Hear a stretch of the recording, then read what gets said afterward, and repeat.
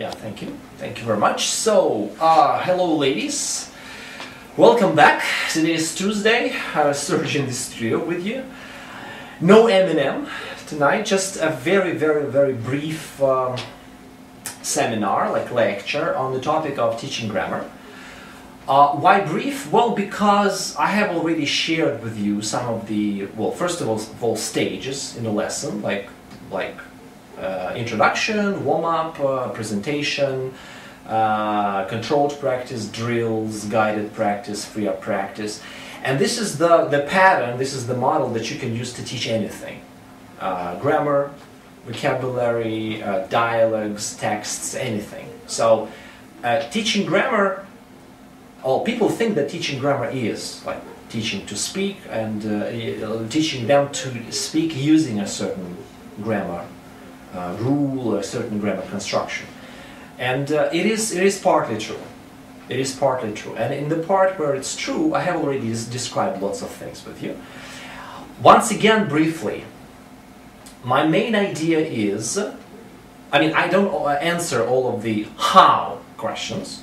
I just give some examples, maybe some general information, some principles, and then say, well, do it yourself. Don't think too much about how to do it, maybe this way, maybe that way, what is right, what is wrong. Just do it.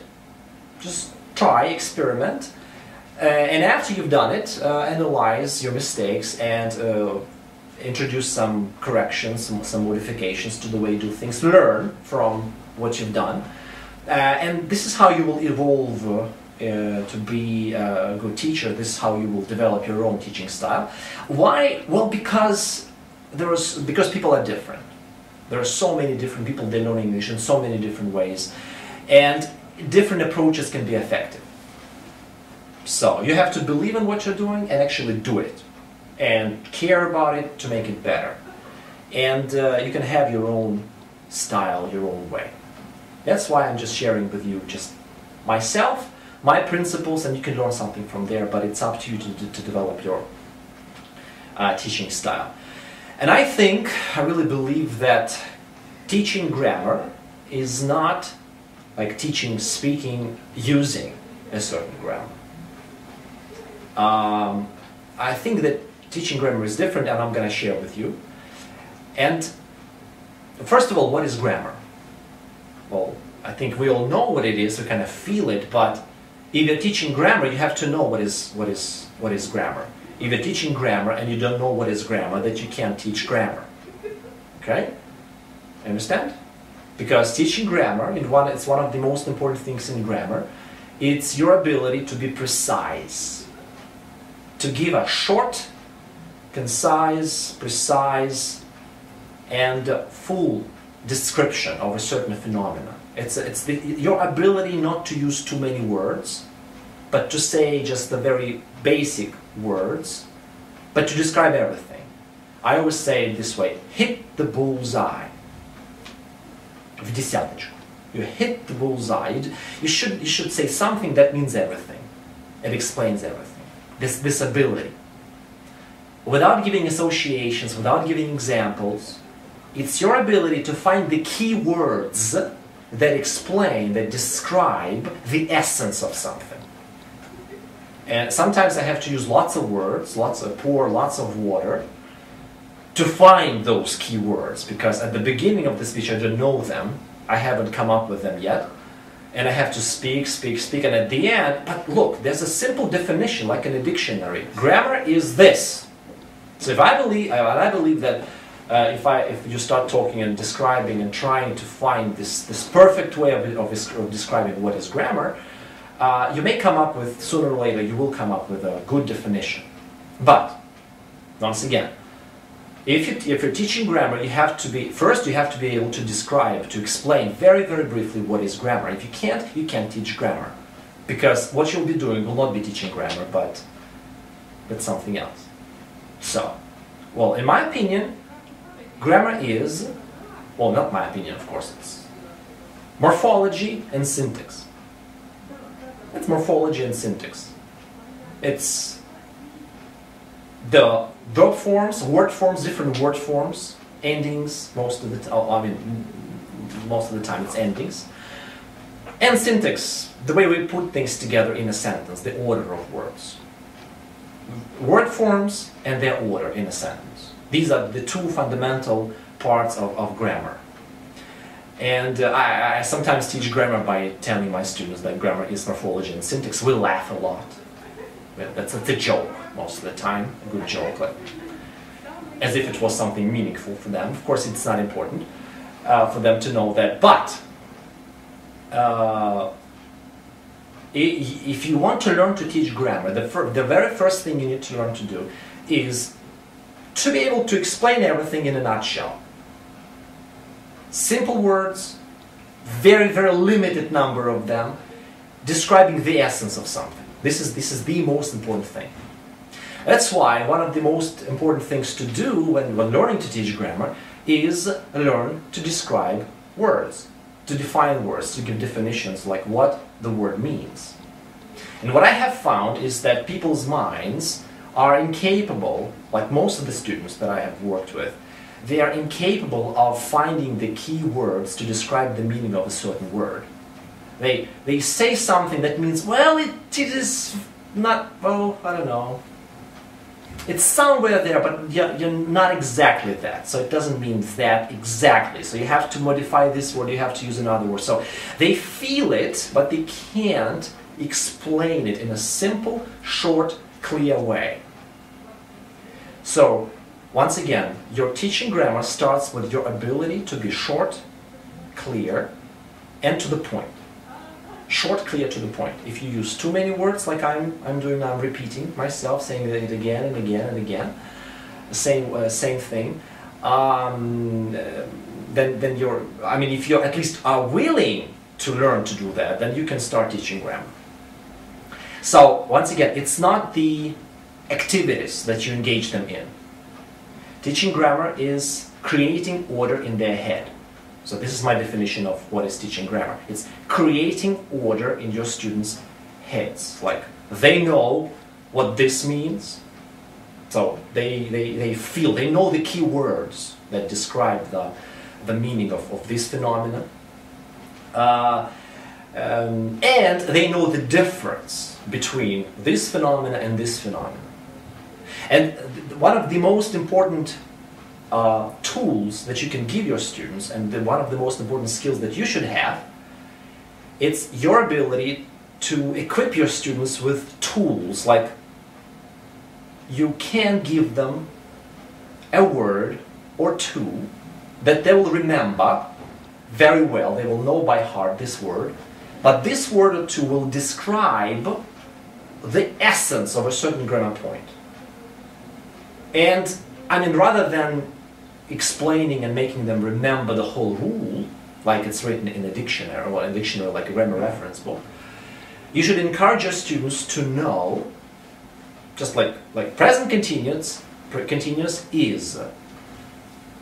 Usually they say process, and I say no, it's wrong. I know that you think that present continuous is process, and everyone thinks that, but it's wrong.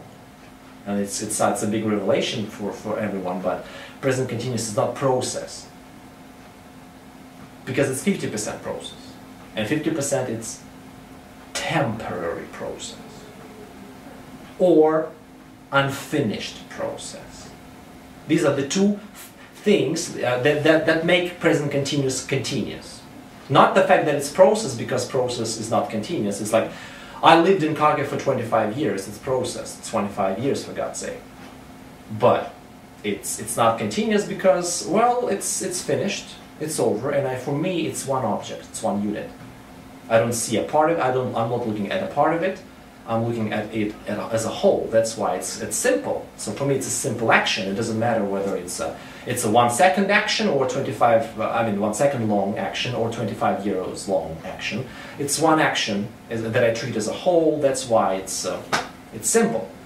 So continuous, you usually explain, yes, it's a process, something that is happening now, and I agree with that. Yes, it is so, but there are more. There are more things to that. It's temporary. I'm living in Kharkov now. or it's unfinished. So I'm in progress. It's not over yet. So this is the key thing. So when I teach that, I say, guys, it's незаконченное и временное. Временное и незаконченное. So these are I use just two words to describe the meaning of the present continuous and describing the difference between present continuous and present simple and other things. So, again, to sum it up, what is teaching grammar? Teaching grammar is creating order in your students' head by giving them very simple tools like a word or a phrase that will help them remember A, the meaning, the essence of the meaning of this grammar construction, and second, the difference between this grammar construction and something else. So it's your ability to work out this simple phrase that means something and everything at the same time. And the most important thing, the tool that you will equip them with should work all the time. So it should always be like this. Try to give them something that works all of the time. So with as few exceptions as possible. Because, like I said, if you say process, it's true, but it's only 50% true. Because lots of things are processes, but they're not continuous processes. So, and they will be thinking that it's continuous. Or, if you say that, for example, continuous, it's делал, then you will lie to your students. You will downright lie, because делал, я делаю это много раз, I have done it many times, or I did it many times. I mean, present, perfect and past simple can be used to translate or to describe this idea. Я делал это. But it's, in Russian, it's незаконченный вид, несовершенный вид, yeah? Несовершенный вид. And it sounds, for some of the students, it sounds like continuous. Я делал это. But Russian is crazy, and we know that. And it's несовершенный вид, but the action is actually finished. It happened many times. Я читал эту книгу. Или я читал эту книгу, когда кто-то пришел. Читал. It feels like process, but it's not process in reality. So, I mean, again, giving them something that works all the time. And the thing is that these words, these phrases, are not always in grammar books. And it's something that you can develop for your students' sake. So, like a way for them to understand something and remember. Like, some of my students explain present continuous to themselves in this way. And I can't say encourage that, but I certainly don't forbid that. They say, I am sitting at я являюсь сидящим. And I say, guys, okay, maybe, but look, we don't speak like that in Russian. So if you want for your own private, personal use, you can come up with that kind of explanation and you can use it, but I don't do that. I don't accept that way. But you could. So if you believed in it, if you thought that, look, it works. So you have tested this tool in a variety of contexts and it worked all the time. It helped your students see the light. It's a tool. It's having a tool that turns on the light for your students. They see the difference and they are able to operate, to function within a certain context, within certain tasks, so they can do things because it helps them see the difference. And this difference is, again, very often created by Russian. In Russian it's the same, in English it's 2 ways, 3 ways, or 4 ways. Я делал это. 4 ways to say, more than 4, я делал. I was doing, I did it, I have done it, I have been doing, I had been doing. 5 ways to say я делал это. And like I said, Russian 1, English 2, English 3. And you are teaching grammar when you give them a tool to turn on the light. And they see the difference and they can make the right choice. And again, the mess is created by Russian. And well, I don't know. I use Russian, like I said. Also because my students love it. They want to translate things and they want to know the difference. I actually all the time refer to Russian. I say, look, in Russian it's the same, or in Russian it's different. And it's your own choice, it's your own creativity. But because what I have found is that I explain different grammar rules in different ways depending on what the students have problems with or what their question is. So I may come up with my own, on the spur of the moment, definition or explanation of a certain grammar rule just because the student asked it, or he thought about it in a strange way, in a different way. He took a different perspective to look at this grammar point, and it made me look at it from a different angle, and that's why I explained it for the first time in my life in this way. I've never done it before.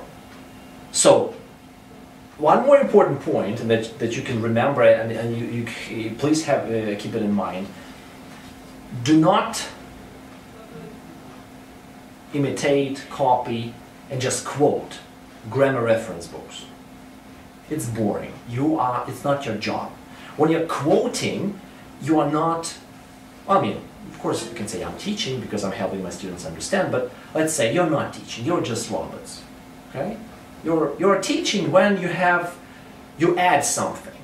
There's added value. You add some value to what you say. So it's your own understanding, it's your own feeling, it's your own creativity. And when teaching grammar, you have to focus not only the things that exist in the language, like you know that it exists so you teach it. You should focus on the things that you know your students are going or do just have problems with.